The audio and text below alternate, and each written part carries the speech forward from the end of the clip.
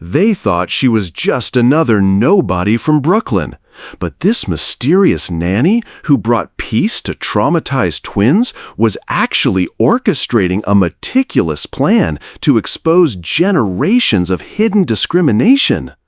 You know, sometimes life just throws you a curveball so hard it knocks the wind right out of you.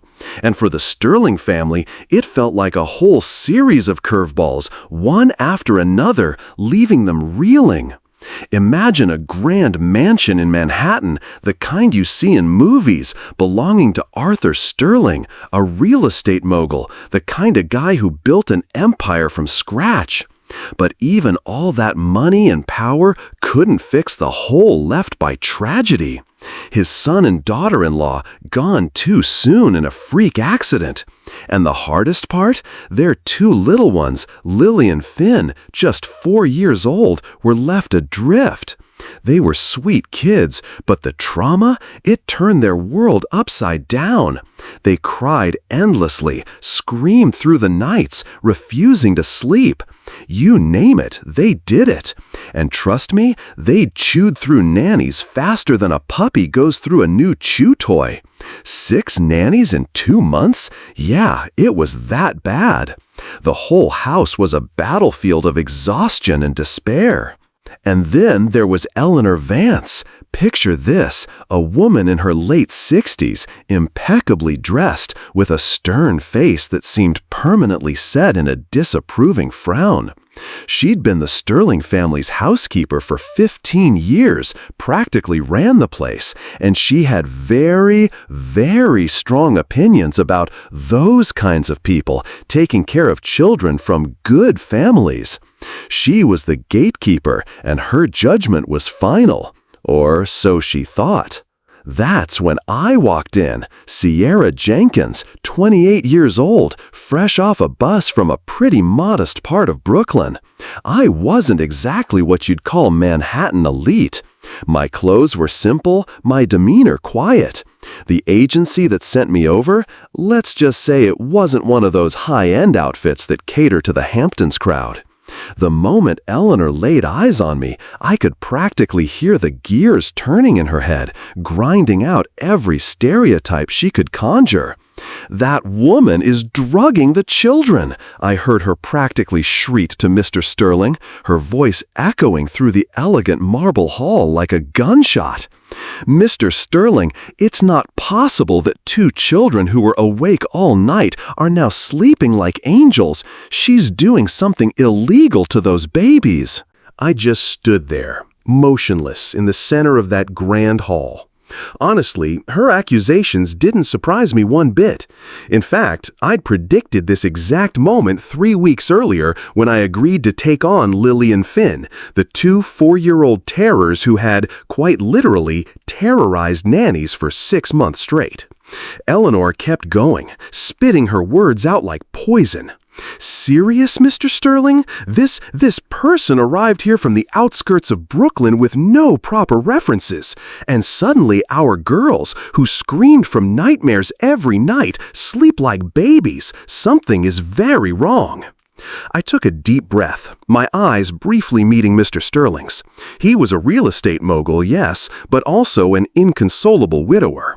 He looked between his 15-year-old housekeeper and me, the young black nanny who had somehow transformed his home from a place of constant screaming into an oasis of peace. For the first time since his wife's death, his daughters Ruby and Lily and Finn, slept 8 hours straight every night. He mumbled something about serious accusations, clearly uncomfortable. There was something in his gaze, though. Not just gratitude for the peace I'd brought, but a genuine curiosity about who I really was. Why would a woman with my, well, as he would later discover, refined education and impressive knowledge of child development take a job that made other nannies run away in tears? That was the million-dollar question, wasn't it? And frankly, I wasn't about to give him the easy answer. Not yet. It's funny how some people just can't stand to see peace where they expect chaos, isn't it? Eleanor, bless her heart, was one of those. You could see the gears grinding in her head, trying to figure out how these kids who'd been terrorizing nannies for months were now sleeping soundly. She wasn't about to give up her little kingdom without a fight. The accusations? They didn't surprise me. I'd seen it a million times, growing up in Detroit, watching my mom, a cleaning lady, navigate the homes of wealthy families. The established staff, guarding their turf against newcomers, especially if those newcomers didn't fit the right profile. Eleanor, with her pearl necklaces and crisp aprons, was a master of subtle warfare. First, it was the little things. A favorite toy misplaced, a sudden loud noise right outside the girls' room during their nap time, conveniently timed. Then came the whispers, insidious little comments dropped to delivery drivers or even Mr. Sterling's unsuspecting golf buddies. "Oh, that new nanny? She's from Brooklyn, you know, the rough parts. And those kids, they just adore her, almost too much if you ask me." It was all designed to plant seeds of doubt, to make me look suspicious. She even tried to mess with my schedule, accidentally scheduling errands for me during the girls' story time, hoping to disrupt our routine. But here's the thing about me. I'm not easily rattled. I've seen worse, much worse. I just kept my cool, you know, like water off a duck's back. I spent my days quietly observing Lily and Finn, really listening to them. Not just their words, but their little gestures, the way they flinched at certain sounds, the way their eyes widened at shadows. These weren't just difficult kids, they were hurting, deeply. Ruby, the older one, would wake up at 2:30 a.m. screaming about falling, just like her mom did when the car rolled over. And Rose, or rather Finn, couldn't sleep until he'd checked every single door, a tiny ritual born from a subconscious fear that, since Mom left, the house wasn't safe anymore. Nobody else seemed to know these things, these raw, painful details of their nightmares. Not even Mr. Sterling, who had never told anyone about how Amanda, his wife, had been found after the accident. But I knew. I didn't just tuck them in. I started connecting with them on a level no one else had. We'd draw their nightmare monsters and then turn them into silly, friendly creatures. We'd build forts and pretend the house was the safest castle in the world. I'd read them stories, not just from books, but stories I made up on the spot, tales of brave little knights and princesses overcoming their fears. I even taught them a few words in Spanish just for fun, watching their faces light up as they repeated estrella for star. It was incredible to see them transform. Within days, the screaming stopped. They were eating again, laughing, playing, and yes, sleeping a solid 8 hours. For the first time since their mom's funeral, their laughter echoed through the house, a real, genuine sound. They even went back to preschool without panic attacks. Mr. Sterling, bless his heart, started noticing. He'd walk in and see me quoting child neuroscience studies with academic precision, talking about the importance of secure attachments, or effortlessly switching to French with a visiting diplomat who was amazed by my presence. He'd frown, studying my serene face. There was something about my demeanor, an unshakable confidence that just didn't fit with a mere child caregiver.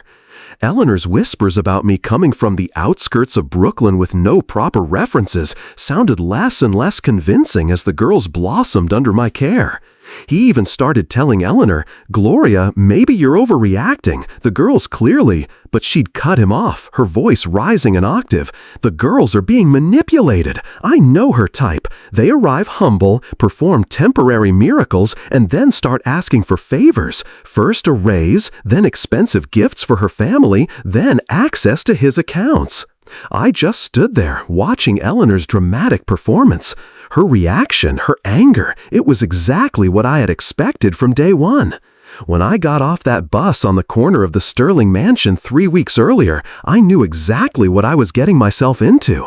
What Eleanor didn't know was that Sierra Jenkins had a master's degree in child psychology from the University of Michigan, had worked as a pediatric trauma consultant at 3 hospitals, and had closed her own successful child trauma clinic. And I chose this job for very specific reasons that had nothing to do with money. She kept pushing. You know what bothers me the most? It's her calmness. A normal woman would be nervous being accused of drugging children, but look at her. She's standing there like she knows something we don't. Mr. Sterling frowned. He had to admit Eleanor had a point. I did display an almost disturbing confidence, like someone who was 3 steps ahead of everyone else. And I was. Actually, I said softly, looking directly at Eleanor, my voice cutting through the tension, I do know something you don't. The silence that followed was absolute. So, there we were. Eleanor, looking like she'd just swallowed a lemon, couldn't quite fathom how I'd brought peace to that house. It was eating her alive, this calm I exuded, this quiet authority I had over the twins. She just knew something was wrong, and she was going to prove it. She started pushing harder and harder, hinting to Mr. Sterling that I was a threat, a charlatan. She's standing there like she knows something we don't, she'd sneer, trying to get a rise out of me. And you know what? She was right. I did. The moment finally exploded during one of Mr. Sterling's high society gatherings, the kind where everyone dresses to the nines and sips champagne while pretending to care about charity. Eleanor, probably feeling the pressure, decided this was her big moment to shine, to expose the fraud she believed I was. She cornered Mr. Sterling in the drawing room, her voice rising above the polite chatter, dramatically accusing me of everything under the sun, drugging the children, lacking proper credentials, being some kind of country bumpkin trying to pull a fast one. Mr. Sterling, this woman arrived here from the outskirts of Brooklyn with no proper references. She practically shouted, loud enough for a few of the more prominent guests to turn their heads. And suddenly, our girls, who screamed from nightmares every night, sleep like babies. Something is very wrong. She's doing something illegal to those babies. I just stood there, calm as a cucumber. I watched her gesticulate wildly, her face a mask of self-righteous fury. The accusations didn't surprise me. I'd anticipated this moment weeks ago. It was almost predictable. When she finally paused, panting slightly, I simply said, "If you insist on investigating my methods, Eleanor," my voice calm, almost a whisper, but cutting through the tension like a hot knife through butter, "I suggest we install cameras in the Burls room. That way, everyone can see exactly what happens during the nights." You should have seen her face. It went from crimson to ashen in a heartbeat. A guilty person would never ask for more surveillance, right? That idea hit them like a ton of bricks. Mr. Sterling frowned, studying my serene face, clearly intrigued. There was something about my demeanor, an unshakable confidence, that just didn't fit with a mere child caregiver. He'd started noticing things too over the past few days. How I spoke 3 languages fluently, quoted child neuroscience studies with academic precision, and carried himself with a presence that made even important visitors respect my opinions about the children. He was slowly, surely putting the pieces together. Eleanor stammered, "Cameras? Well, that's not necessary if she just..." But I cut her off, pulling out my phone. "Actually," I said, my voice still soft but firm, "I've already recorded some of our nighttime routines to document the girls' progress. Would you like to see?" Absolute silence fell. You could hear a pin drop in that fancy room. I saw a subtle shift in Eleanor's expression, from defiance to something close to panic. There I stood, in the center of that hall where generations of privileged families had made decisions about the fate of employees, holding secrets too powerful to be revealed until the time was right. "Actually," I continued, my voice steady, "I do know something you don't." Eleanor paled slightly, as if she had just invoked something she wasn't prepared to face. "I know that Lily wakes up at 2:30 in the morning because she dreams she's falling, just like her mother did when the car rolled over." A shiver went through Mr. Sterling. He looked at me, his eyes wide. He'd never told anyone how Amanda had been found. I know that Finn can't sleep until he checks that all the doors are locked, because in his subconscious, the house isn't safe anymore since Mom left and didn't come back. He took a step back, truly shaken. How did I know such specific, intimate details about his daughter's nightmares? Then I turned my gaze directly to Eleanor. I also know, Eleanor, that you've been telling the other nannies in the neighborhood that this family needs someone of the same social standing to take care of the girls. Her face went from pale to fiery red in a matter of seconds. Very interesting messages in the Elite Domestic Professionals WhatsApp group, aren't they? She started to stutter. How did you... I smiled, a small, knowing smile. Oh, but you did. You even suggested that I was probably here to pull a fast one on the lonely widower. That's a direct quote from your messages last Thursday.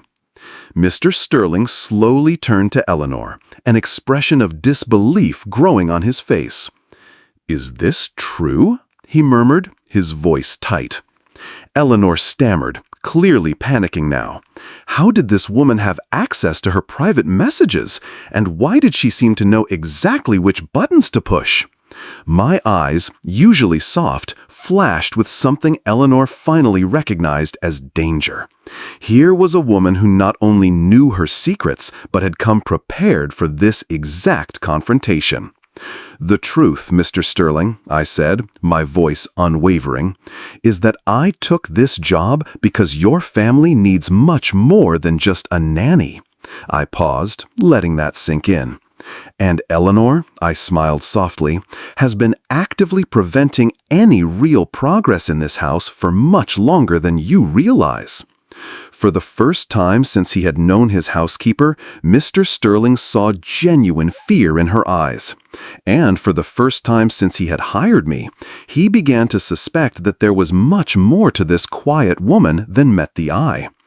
Every accusation Eleanor made only seemed to strengthen something inside me, a silent strength that grew in direct proportion to the injustice being tried to be imposed on me.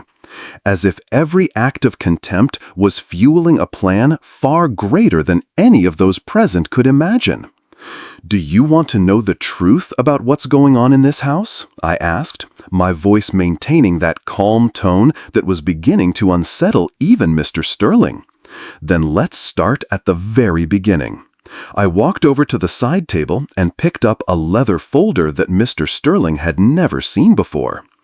"Eleanor, are you sure you want to continue with these accusations? Because once I open this folder, there's no turning back." The panic in Eleanor's eyes was almost palpable now. "Mr. Sterling, she's trying to intimidate us. This is exactly the kind of manipulative behavior I was talking about," she cried. But Mr. Sterling watched, fascinated by the transformation taking place before his eyes. The woman he had hired as a nanny was revealing layers of complexity that completely defied his expectations. I wasn't just polite, I was strategic. I wasn't just competent, I was formidable. 3 weeks ago, when I accepted this job, I continued, opening the folder, it wasn't because I desperately needed a job. It was because I got a very interesting call from someone you know well. I pulled an audio recording from my phone. Dr. Patricia Coleman, the pediatrician who has been treating Lily and Finn for 2 years. She contacted me after Eleanor called to question my professional competence before I even started working here. Mr. Sterling felt a chill run down his spine. "Eleanor, you called the girl's pediatrician?" I just wanted to check if she knew this person," Eleanor stammered, realizing she had fallen into a trap she didn't even know existed. I pressed play. Dr. Coleman's clear voice echoed through the room. Eleanor, I need to tell you something. Sierra Jenkins is not just an ordinary nanny. She has a master's degree in child psychology and specializes in pediatric trauma. When I heard she had accepted the Sterling twins, I was intrigued. A professional of her caliber doesn't take domestic work out of necessity. The silence that followed was broken only by the muffled sound of children playing in the garden. Mr. Sterling looked at me as if he were seeing me for the first time. "You have a master's degree?" "University of Michigan," I confirmed softly. "I worked at Detroit Children's Hospital for 5 years before opening my own child trauma clinic." I smiled, a genuine one this time. "The question, Mr. Sterling, is why would a psychologist specializing in trauma close a successful clinic to work as a nanny?" Eleanor was visibly panicking now. That doesn't make sense. If you're so qualified, why did I take a job that pays 1/10 of what I used to earn?" I finished her question. "Because it wasn't about the money, Eleanor. It was about justice." I pulled a series of documents from my briefcase. "6 months ago, Mr. Sterling, you fired an employee from your company for cultural incompatibility. Do you remember Marcus Jenkins, the black engineer who designed your latest residential complex?" Mr. Sterling frowned, clearly uncomfortable. "Marcus, yes, there were some issues." "The issues were that Eleanor suggested to your human resources manager that employees like him might not fit in with the Sterling image." I placed a document on the table. Email dated March 3rd, copied to 5 people on the board. Eleanor turned pale. "How do you have access to internal company emails?" "Because Marcus Jenkins is my younger brother." The revelation hit the room like a bomb. And when he told me about the systematic discrimination he suffered here, I decided to personally investigate the family environment that created this kind of professional mentality. Mr. Sterling sat down heavily in an armchair, processing the information. His housekeeper, whom he had trusted for 15 years, had actively interfered in business decisions based on racial prejudice. And the woman who was transforming his daughters' lives was the sister of the man he had unfairly fired. Marcus lost his job 2 days before the birth of his 3rd child, I continued, my voice taking on a controlled intensity. He spent 4 months unemployed, almost lost his home, and his wife suffered from postpartum depression without proper treatment because they didn't have health insurance. That last detail, the health insurance, you could see it hit Mr. Sterling hard. It's a very American fear, that kind of vulnerability. "I didn't know," he murmured, genuinely shocked. "Of course you didn't. Eleanor made sure you never found out." I turned to the housekeeper. "Because people like you operate in the shadows, whispering poison in the ears of those with decision-making power, planting seeds of doubt about the competence of people you consider unsuitable." Eleanor tried one last desperate card. "Mr. Sterling, she's here to hurt us. It's a trap. She planned all of this." "You're right, Eleanor. I planned it all," I said, a dangerous smile playing on my lips. "But not to hurt anyone. I plan to expose the truth about how prejudice operates in families like this, how it seeps into everything from household decisions to corporate ones." I picked up my phone and showed him a series of messages. "All of our conversations over the last 21 days have been recorded, with legal consent. I informed you on my first day that I would be documenting my work for professional purposes." Every racial comment, every attempt at sabotage, every time you tried to interfere in my relationship with the children. Mr. Sterling watched Eleanor break down before his eyes. The woman he had respected as a pillar of his home had been systematically exposed as someone who operated from deep and dangerous prejudices. "The twins are sleeping because they finally have someone who understands childhood trauma taking care of them," I said. "Not because they're being medicated, but because they're being treated by a qualified professional who recognizes the signs of unprocessed grief in young children." I closed the folder and looked directly at Mr. Sterling. The question now is, what are you going to do with this information? Are you going to continue to allow people like Eleanor to influence your decisions about employees and about your own daughters?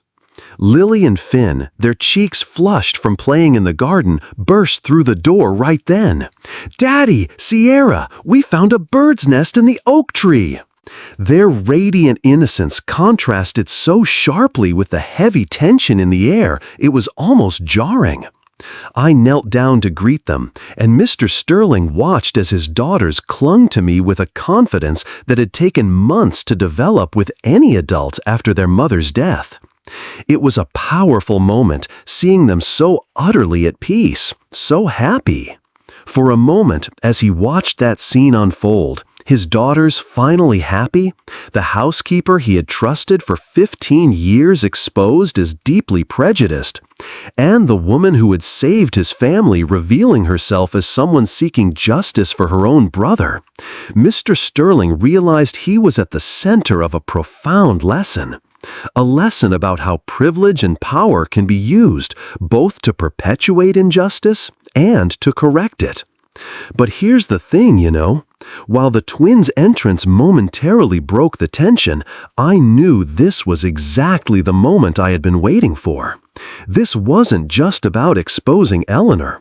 It was about laying bare a much deeper systemic problem. Just as Eleanor was trying one last desperate attack, "Mr. Sterling, she's even manipulating the children. This is proof." I cut her off gently. "Eleanor," I said, picking up my tablet, "are you sure you want to continue?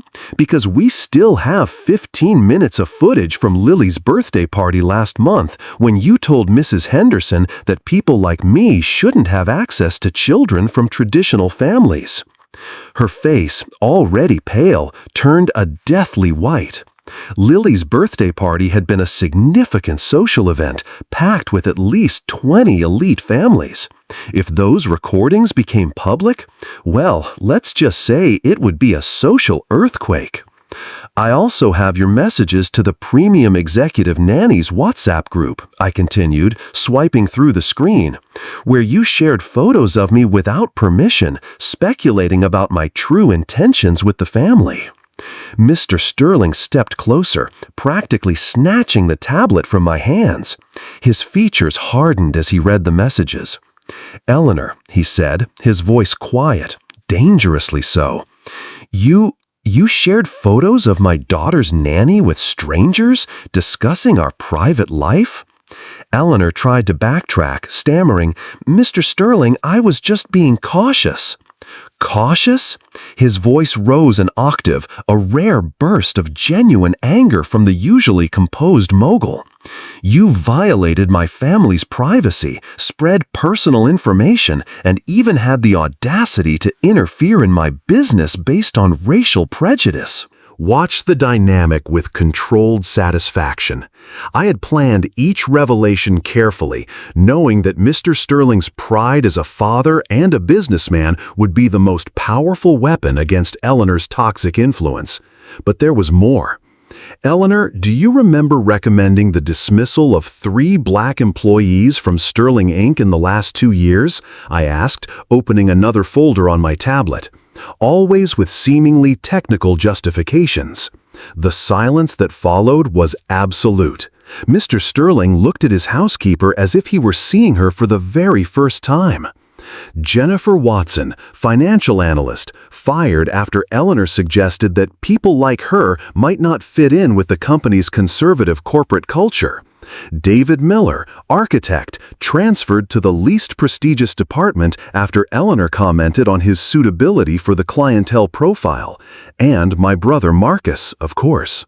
"How do you have access to this inside information?" Mr. Sterling asked, genuinely confused.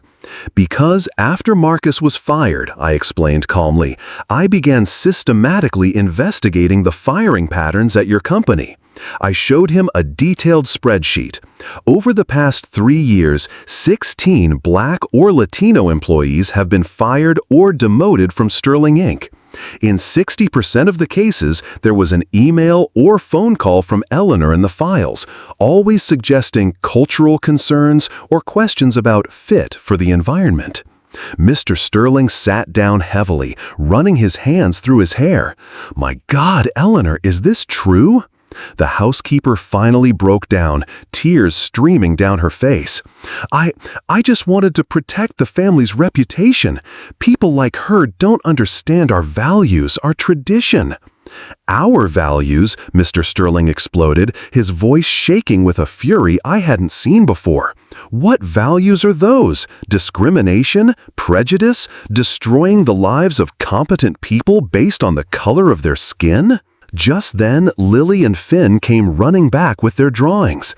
"Look, it's Sierra reading us a story," exclaimed Lily, showing a colorful drawing of a black woman sitting between two children, all smiling. "And here she is teaching us about the stars," added Finn, showing another drawing where I pointed to a starry sky while the girls looked up in wonder. The innocence of their drawings contrasted brutally with the poisonous reality that had been exposed in the room. Mr. Sterling looked at his daughters, finally happy, finally sleeping well, finally confident, and realized the magnitude of the injustice he had allowed to flourish under his own roof. "Eleanor," he said, his voice now controlled but relentless, "you're fired. I want you out of this house today." "Mr. Sterling, please, 15 years of service," she pleaded, desperation in her voice. 15 years influencing my decisions with prejudice," he corrected, his eyes cold. 15 years sabotaging competent employees. 15 years poisoning the environment of my home and my company. I picked up one last folder from my materials. "Mr. Sterling, there's one more thing you need to know.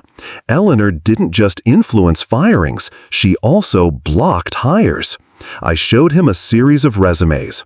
23 highly qualified candidates were rejected in the last 2 years after Eleanor did informal checks on their families and backgrounds.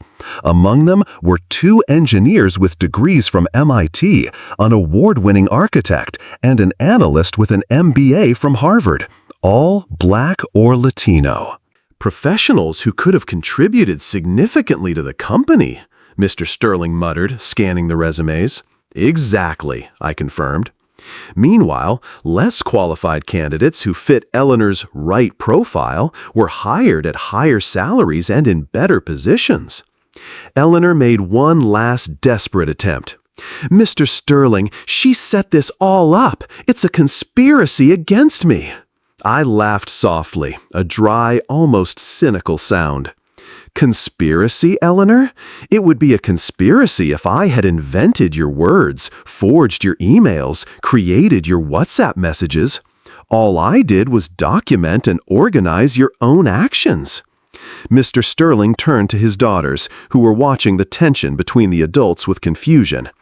"Girls, how about we go out to the garden while the adults finish talking?" When the children left, he faced Eleanor one last time. "You have 1 hour to pack your bags. I don't want to see you on this property again."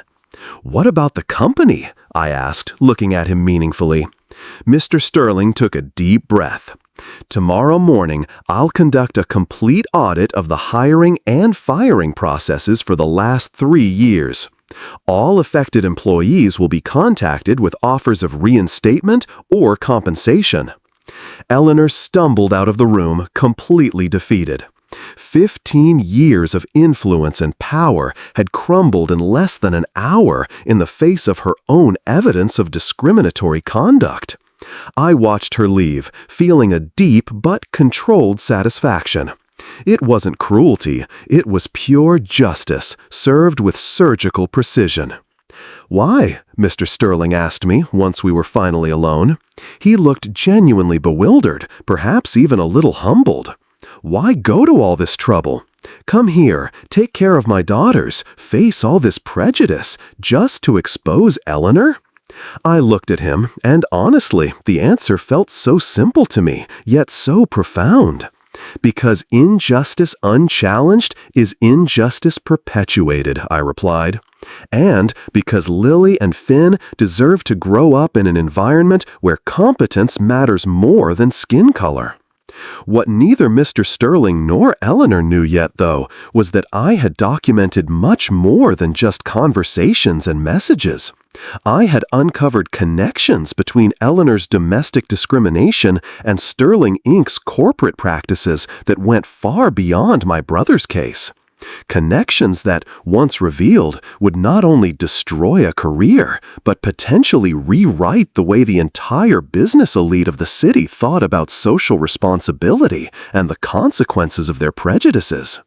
Fast forward 6 months, and let me tell you, the transformation at the Sterling household was just a small piece of a much larger revolution I had quietly orchestrated. My brother, Marcus Jenkins, sat in his new office at Sterling Inc., now the Director of Sustainable Development. Can you believe it? A position created especially to leverage his expertise in inclusive housing projects. His salary was a sweet 40% higher than his previous one, and he'd even received a stake in the company as compensation for his months of unemployment. "I still can't believe my sister did all this," he told Mr. Sterling during one of their weekly meetings. These meetings, by the way, now regularly included discussions about corporate diversity and inclusion. She planned every single move for months. Mr. Sterling just smiled, looking out the window at the new community garden the company had created on a vacant lot next door. It was a project led by 3 of the employees who had been reinstated after the audit. "Your sister didn't just save my daughters," Mr. Sterling admitted, a genuine warmth in his voice. "She saved my company from becoming obsolete in a world that no longer tolerates systematic discrimination." The full audit, by the way, had revealed an even more extensive pattern than Mr. Sterling had imagined. 23 employees were reinstated or compensated appropriately. 5 supervisors who had actively participated in the discriminatory practices were fired. And the company? They implemented a new blind hiring protocol where resumes were evaluated without photos or names that could reveal ethnic origin.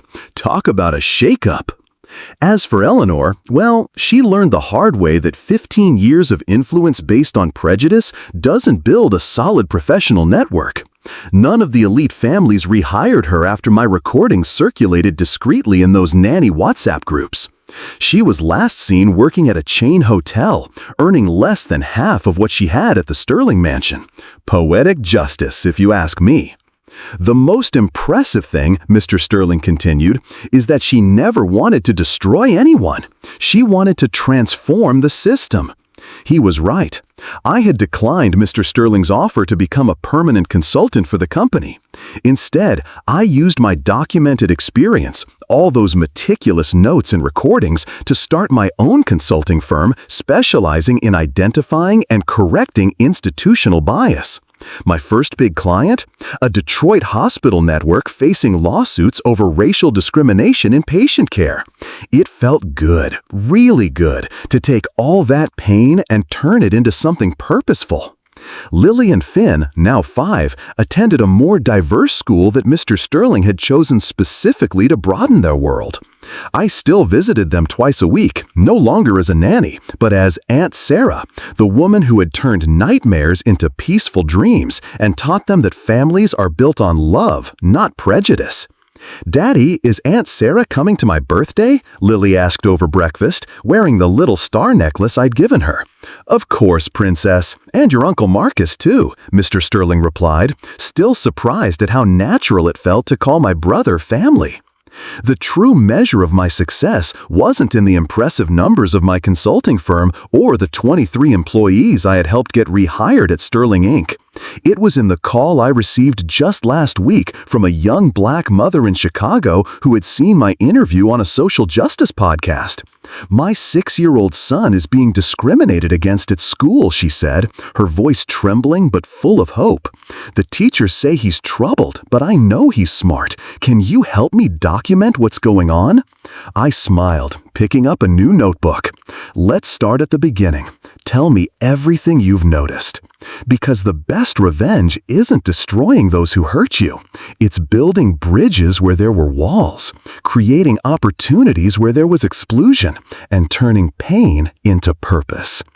Mr. Arthur Sterling learned that privilege without awareness is a dangerous weapon, but privilege with purpose can rewrite entire histories.